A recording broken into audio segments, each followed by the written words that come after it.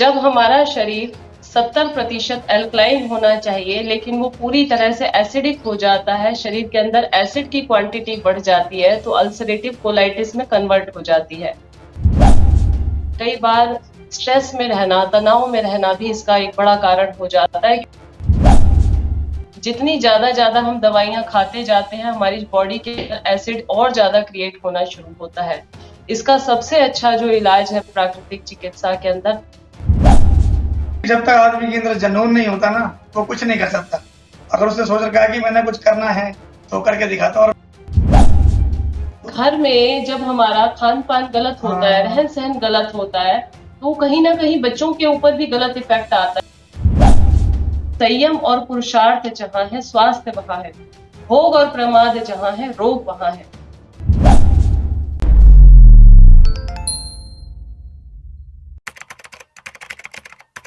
नमस्कार, D5 channel Hindi देख रहे दर्शकों का मैं वंदना स्वागत करती हूं। आज एक बार फिर हम जुड़े हैं वरिष्ठ प्राकृतिक चिकित्सक डॉक्टर विजाता आर्य जी से। डॉक्टर विजाता, आपका बहुत बहुत स्वागत है हमारे इस प्रोग्राम में।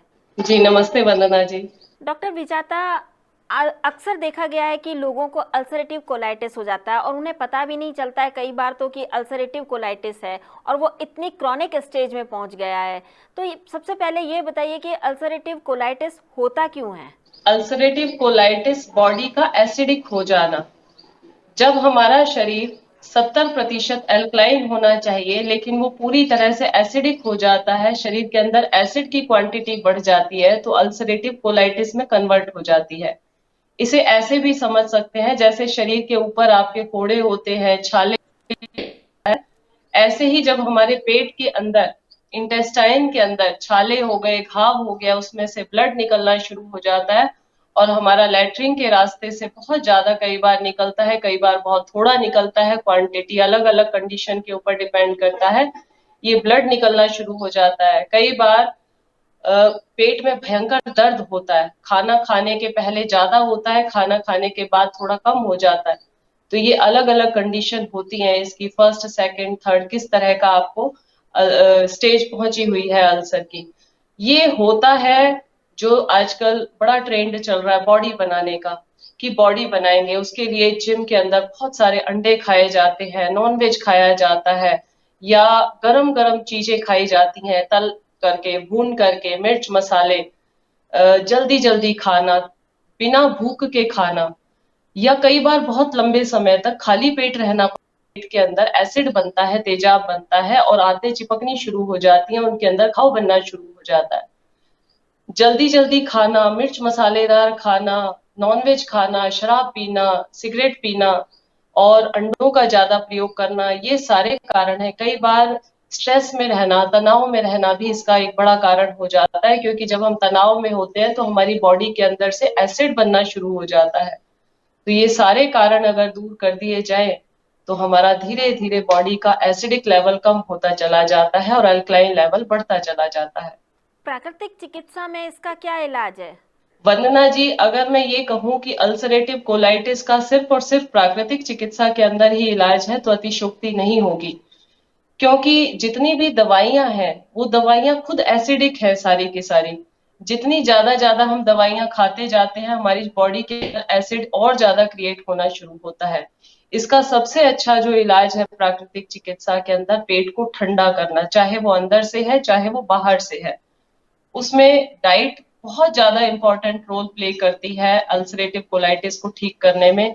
आपका डाइट रूटीन ठीक हो, आपका ट्रीटमेंट थेरेपी का जो एरिया है वो बहुत अच्छा होना चाहिए। उसके अंदर मिट्टी की पट्टी है, ठंडे पानी का एनीमा है, कटी स्नान है, ठंडी पट्टियां हैं पेट के ऊपर, ये बहुत ज्यादा जरूरी है। और डाइट के अंदर केला बहुत अच्छा होता है, इसमें पका हुआ केला रोगी को दे, और लस्सी, मट्ठा जिसको बोलते हैं, मट्ठा पेट के लिए बहुत अच्छा है। और जितने भी चुभने वाली चीजें हैं जो पेट में जाकर के घाव क्रिएट करे, बहुत ज्यादा हार्ड होती हैं, उनको इस रोगी को नहीं देना चाहिए जिसको भी अल्सरेटिव कोलाइटिस है, बल्कि सॉफ्ट प्रकृति की चीजें जिनकी तासीर सॉफ्ट होती है, चीकू है या केला है, अनार भी अगर आप खा रहे हैं तो उसके बीज निकाल दें, क्योंकि बीज भी अंदर जाकर के चुभेंगे, या उसका थोड़ा थोड़ा जूस ले लें आप। सफेद पेठे का जूस है, नारियल पानी है, घी का जूस है, ये सारी चीजें पेट में जाकर के आपके सॉफ्ट रहती है और अंदर जो घाव बन चुका है उसको धीरे धीरे हील करना शुरू कर देती है। सबसे ज्यादा अगर बेनिफिशियल इसमें नेचुरोपैथी ही असर देती है और बहुत तेजी से इफेक्ट आता है इसका। सालों सालों से जो लोग दवाइयां खा रहे होते हैं या चारों तरफ सारे हॉस्पिटल विजिट कर चुके होते हैं, लास्ट में वो हमारे पास आते हैं प्राकृतिक चिकित्सालय के अंदर और वो यहाँ आकर के हफ्ते 15 दिन में बहुत विजिबल रिजल्ट आते हैं उनको, लेकिन परहेज करके उनको कम से कम 3-4 महीने तक चलना होता है, क्योंकि इंटेस्टाइन में जो घाव बन चुका है, जो आपका अल्सर बन चुका है, उसको दूर होने में, खत्म होने में, पूरी तरह ठीक होने में थोड़ा समय लगता है। इस समय आपको मिर्च, मसाला, तीखी चीजें, ज्यादा चटपटी तली हुई चीजों से बिल्कुल दूर रहना है। नॉनवेज आपको बिल्कुल अवॉइड करना है। घर का बना हुआ पतली खिचड़ी है, घिया, तोरी, टिंडे, ये सब सब्जियां आप खा सकते हो और जितने भी फल, सब्जियां, सलाद है ये खा सकते हो। लेकिन आपको साथ साथ जो ट्रीटमेंट मैंने बताया है कि मिट्टी की पट्टी, इसमें जबरदस्त लाभ होता है। मिट्टी की पट्टी पेट पे रखते ही आपके पेट की गैस रिलीज होनी शुरू हो जाती है, जो चिपका हुआ मल अंदर पड़ा हुआ है वो सॉफ्ट हो जाता है और धीरे धीरे वो पूरा बाहर निकल जाता है। उसके बाद हम एनीमा देते हैं। एनीमा हम बाकी पेशेंट्स को कई बार नींबू डाल करके करवा देते हैं, लेकिन अल्सर के रोगियों को हम प्लेन वाटर का ही एनीमा देते हैं, ठंडे पानी का, और उसके बाद टब में बिठा देते हैं। आधा घंटा कटी स्नान बहुत लाभदायक है इसके लिए। केवल मात्र कटी स्नान करने से आप अल्सरेटिव कोलाइटिस को, यूट्रस के छाले हो आपको, यूट्रस का अल्सर, पीसीओडी, पीसीओएस है, मैं यही कहती हूँ हमेशा कि नेचुरोपैथी में इलाज एक ही होता है और वो पेट का ही ट्रीटमेंट होता है। लेकिन जब यहाँ बात ही सिर्फ अल्सरेटिव कोलाइटिस की हो रही है तो ये तो है ही मेन रोग हमारा इंटेस्टाइन का ही है, और इंटेस्टाइन को कूलिंग देने के लिए आपको कटी स्नान है, मिट्टी की पट्टी है या ठंडी लपेट है, इससे ज्यादा बेस्ट ट्रीटमेंट कोई हो ही नहीं सकता।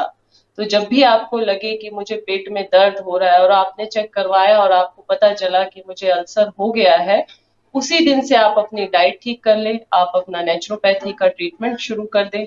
शुरुआत में कोशिश ये करें हफ्ता 10 दिन किसी नेचुरोपैथी सेंटर में जाकर के ट्रीटमेंट ले लें तो ज्यादा अच्छा है। उसके बाद आप इसको घर में भी चला सकते हैं। क्या आपके यहाँ कोई ऐसे पेशेंट भी हैं जो इस प्रक्रिया से गुजर रहे हो? हाँ, आज वंदना जी हमारे बीच में विकी है जो गुरु है, और इनको इतना ज्यादा सीवियर अल्सर कोलाइटिस था कि ये सुसाइड करने वाली कंडीशन इनकी थी। और आज मैं स्वयं न बता करके इन्हीं से हम सुनेंगे कि कैसे इन्होंने नेचुरोपैथी में अपने अल्सर को पूरी तरह से आज ये ठीक है। विकी जी, आप कहाँ से आए हैं? हम गुरुग्राम से, गुड़गांव। आपको क्या प्रॉब्लम थी? मेरे को ये प्रॉब्लम थी अल्सर की। तो अभी आप ठीक हैं? हाँ जी। आपने क्या किया यहाँ आकर के? जो मैडम जी ने बताया वो ट्रीटमेंट सारा कराया मैंने आके, और मैंने कोई ऐसा हॉस्पिटल नहीं है जहाँ पे इलाज ना करवाया। 2 साल से मैंने बहुत सारी जगह इलाज करवा लिया, कोई बड़ा हॉस्पिटल नहीं है जहाँ मैंने इलाज ना करवाया। आखिरी में यहाँ आके हिम्मत हार के मेरा ट्रीटमेंट हुआ और मैं परमात्मा की दया से आज बिल्कुल फिट हूँ, और बिल्कुल फिट हूँ जिसे कहते हैं। आपकी दिनचर्या कैसी है यहाँ पर?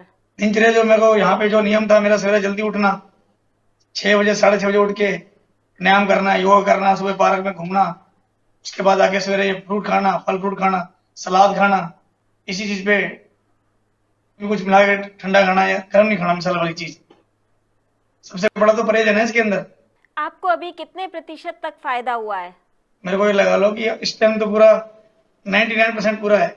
डॉक्टर विजाता, आपने इनको क्या खाने पीने के लिए कहा? क्या डाइट प्लान आपने इनको दिया था? मतलब पर डे डाइट प्लान क्या चेंज होता था या सेम रहता था? देखिए वंदना जी, जब ये शुरू में आए थे इनकी हालत बहुत ज्यादा खराब थी और ये रोज ही अपनी बातें बताया करते थे कि मुझे आज 1 कटोरी ब्लड निकला टॉयलेट से, और बहुत परेशान थे। अगर कई बार तो ऐसा होता था कि मुझे सुसाइड की इच्छा हो रही है, इतनी ज्यादा क्रिटिकल कंडीशन इनकी थी, क्योंकि अपोलो, एम्स, मेदांता हर हॉस्पिटल में ये जा चुके थे बहुत सालों से, लगभग कितने सालों से? 2 सालों। 2 साल से कंटिन्यू ये अल्सर कोलाइटिस की दवाइयां खा रहे थे, लेकिन उसके बावजूद इनको 1% भी आराम नहीं मिल रहा था। शुरू के 1-2 दिन यहाँ पे भी इनको ऐसा ही लगा कि मैं शायद ठीक नहीं होऊंगा, क्योंकि इनकी ब्लीडिंग थी वो कंटिन्यू चल रही थी, नहीं स्टॉप हो रही थी। और इनको दिन में 3 बार 4 बार मड पैक लग रहा था, कटी स्नान हो रहा था, एनीमा हो रहा था। और डाइट में इनका चल रहा था केला और लस्सी, सफेद पेठे का जूस, नारियल पानी और बेल का शरबत। यही डाइट पे ये लगभग 1 हफ्ता रहे। लिक्विड डाइट ही इन्होंने फॉलो की, थोड़ा बहुत सॉलिड, कभी सेब है, पपीता है, ये इन्होंने फर्स्ट वीक में लिया। फिर 1 वीक के बाद इनकी कंडीशन में धीरे धीरे सुधार आता चला गया। सेकंड वीक से इनको थोड़ा थोड़ा दलिया खिचड़ी भी शाम के टाइम देने लग गए और इनकी डाइट भी थोड़ी थोड़ी बढ़ानी शुरू कर दी और धीरे धीरे इनकी ब्लीडिंग की क्वांटिटी कम और लगभग 2 हफ्ते बाद इनकी पेट की ब्लीडिंग बिल्कुल स्टॉप हो चुकी थी। इनके पेट में कोई दर्द नहीं था, कोई पेन नहीं था, लेकिन इनके पूरे फेस के ऊपर और बॉडी के ऊपर फुंसियां निकल आई थी अंदर से। क्योंकि मैंने बताया कि प्राकृतिक चिकित्सा के अंदर जितना भी अंदर टॉक्सिन्स है वो बाहर की ओर निकल जाता है। जो घाव, जो छाले इनके आंतों में हो रहे थे वो इनकी बॉडी के ऊपर आ गए। अब ये और भी ज्यादा घबरा गए, तो ये बोला कि ये गुरुदेव जी मेरे को क्या हो गया, मेरे को पेट तो अब ठीक लग रहा है लेकिन मेरी तो पूरी बॉडी के ऊपर ये छोटे छोटे स्पॉट हो गए हैं, क्या किया जाए। तो मैंने इनको समझाया कि रोग जो अंदर होता है वो हमारे लिए खतरनाक है, लेकिन जो रोग हमारे ऊपर आ गया है, शरीर के ऊपर निकल रहा है, इसका मतलब प्रकृति अपना काम कर रही है और उसको अंदर से बाहर की ओर निकाल रही है। आप इस रास्ते को फॉलो करते चले जाओ। ये 15 दिन के बाद घर चले गए और आज लगभग इनको 1 साल हो गया है। ये इसी डाइट प्लान को फॉलो कर रहे हैं, रोटी भी खा रहे हैं, सारी चीजें ले रहे हैं अपने आप, लेकिन इनकी प्रॉब्लम पूरी तरह से सॉल्व हो चुकी है।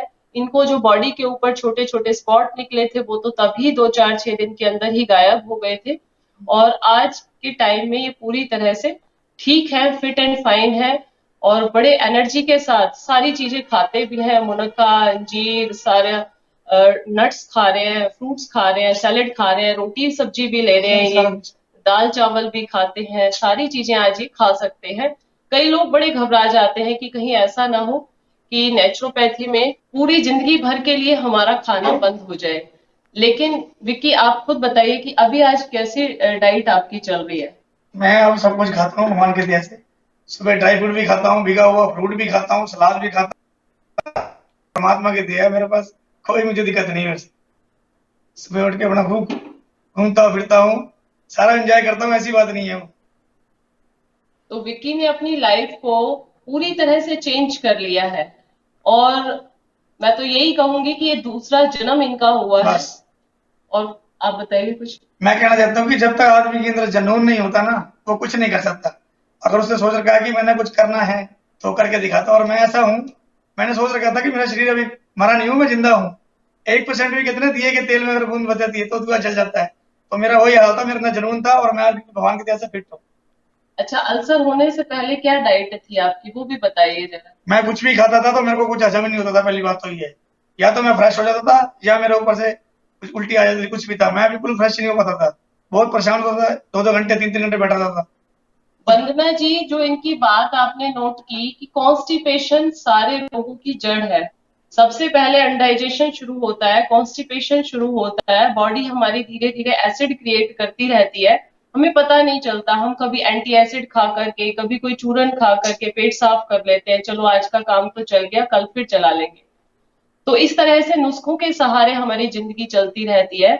हमें पता नहीं चलता कि कब कब में हमारे आंतों के अंदर घाव होने शुरू हो जाते हैं, इतनी ज्यादा भयंकर प्रॉब्लम शुरू हो जाती है और इस कंडीशन में आकर के रोगी की हालत मरणासन हो जाती है या व्यक्ति मृत्यु के नजदीक पहुंच जाता है।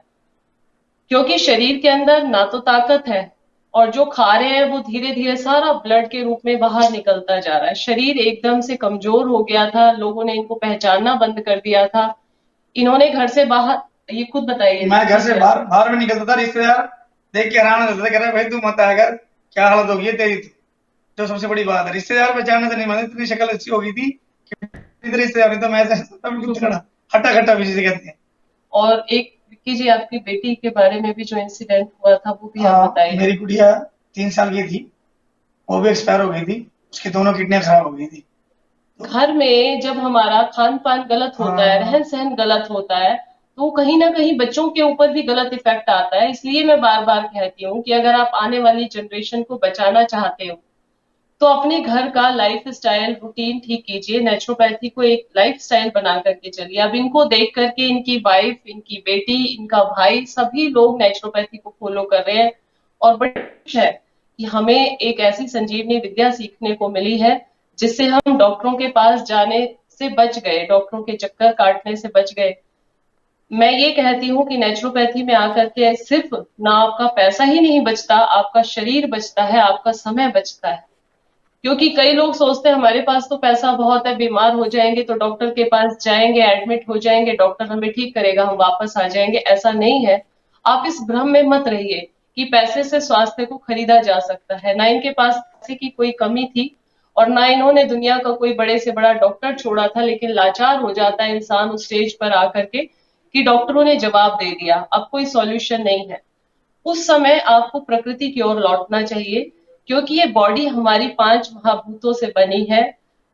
कोई केमिकल दुनिया का, कोई स्टेरॉइड, कोई ताकत ऐसी नहीं है जो बॉडी को ठीक कर सके सिवाय ये 5 तत्वों के, मिट्टी, पानी, धूप, हवा, आकाश। इनके अंदर हीलिंग पावर है बहुत ज्यादा। तो जब भी आप बीमार हो जाए, आप लौटो नेचर की ओर, प्रकृति की ओर लौटो, क्योंकि आपका शरीर पैसे से नहीं खरीदा जा सकता। स्वास्थ्य को, उसको हम नहीं खरीद सकते। आप हॉस्पिटल जाते हो, आपको ना चाहते हुए भी ड्रग्स दिए जाते हैं, केमिकल दिए जाते हैं, आपका ऑपरेशन कर दिया जाता है। और आपका अगर मेडिक्लेम है तो जाते ही आपको सबसे पहले ऑपरेशन किया जाता है। पूछते भी नहीं है कि प्रॉब्लम क्या थी और किस चीज का ऑपरेशन कर दिया। लेकिन शरीर का आपका सत्यानाश हुआ, आपका खुद का लॉस होता है, गवर्नमेंट का तो कुछ नहीं जाता है उसमें। इसलिए आप समझदार हैं, जिज्ञासु हैं, तो कम से कम इस बात पे गौर कीजिए कि अगर दवाइयों से स्वास्थ्य खरीदा जाता तो शायद करोड़पति लोग कभी बीमार ना होते, क्योंकि पैसे से स्वास्थ्य नहीं खरीदा जा सकता। और इसकी जीती जागती मिसाल आज हमारे सामने विक्की जी बैठे हुए हैं गुरुग्राम से, जिन्होंने अपने स्वास्थ्य को अपनी मेहनत से लिया है। क्योंकि संयम और पुरुषार्थ जहां है, स्वास्थ्य वहां है। भोग और प्रमाद जहां है, रोग वहां है।